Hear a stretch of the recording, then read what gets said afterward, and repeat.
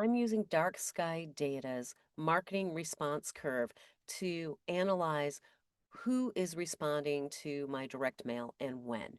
So we start by picking marketing response curve. We're going to upload an Excel file. I'm confirming I do not have PII. And this is my data file. Now, while that's uploading, let's take a quick look at what's in my Excel file. We need 3 columns.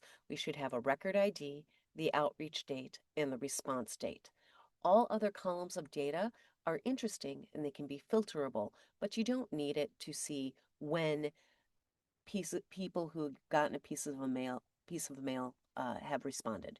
So I've uploaded my file. These are the columns I've uploaded, and I go to Data Settings. Unit of time, days, weeks, months.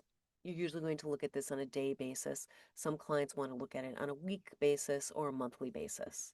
My outreach date, my response date. You can name your outreach date or your response date apples, bananas, whatever you want. The record ID column is there.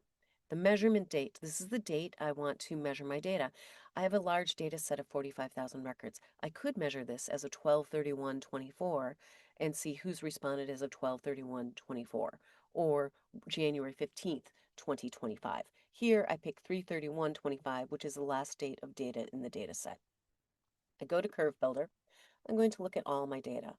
I'm going to include my non-responders, and then I go down here. All these blue boxes are columns one can filter on.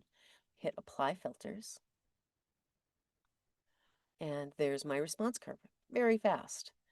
This slider you can use to get a better view of your data, right? You don't want to necessarily look at things that are all the way out, 292 days. You have a very steep slope when you look at it that way. So we're going to go like this.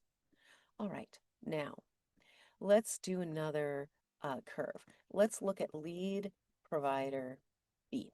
So we're going to include our non-responders. And so these are people that got a piece of mail but did not buy. My lead provider, here are all my lead providers. I just want to see what happens with lead provider B. And here we go. It's the green line. Lead provider B has a lower response rate than most of my data set. If I compare that to lead provider A, this is just me labeling the lines of the curve. I go down here, it's lead provider A, and now I take a look to see how that lead provider is performing. And okay, A is my yellow line. So you can see my lead provider A has a much higher response rate than lead provider B. Let's look at selecting multiple filters at once. Let's look at Jeeps in Florida.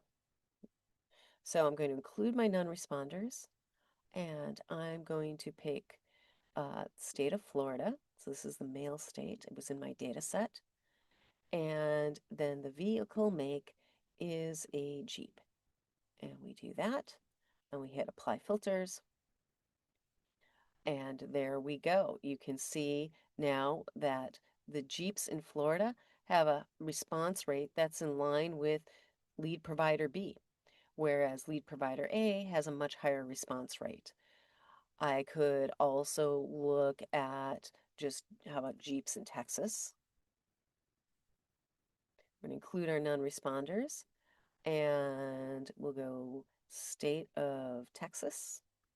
And you see every time I go to create a new line, all the filters are wiped out and have to be reselected. So that way you're not accidentally including information you don't want in your data set. Here's my vehicle make, and I'm doing Jeep in Texas. This is the last line I'll make, and then we'll download everything. This is incredibly fast. So if you're looking at your campaigns on a daily basis and you want to see how various lead providers are performing, how certain household incomes are performing, or whatever metrics you have in your data set, it's very fast and simple.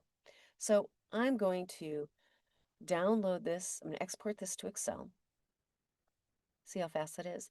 And there we go. I open my Excel, and here are my curves. There are the curves. Here's the full data set. You can see the full data set goes all the way out to 352 days, and you can see how many, what the responses are with all the raw data right in here.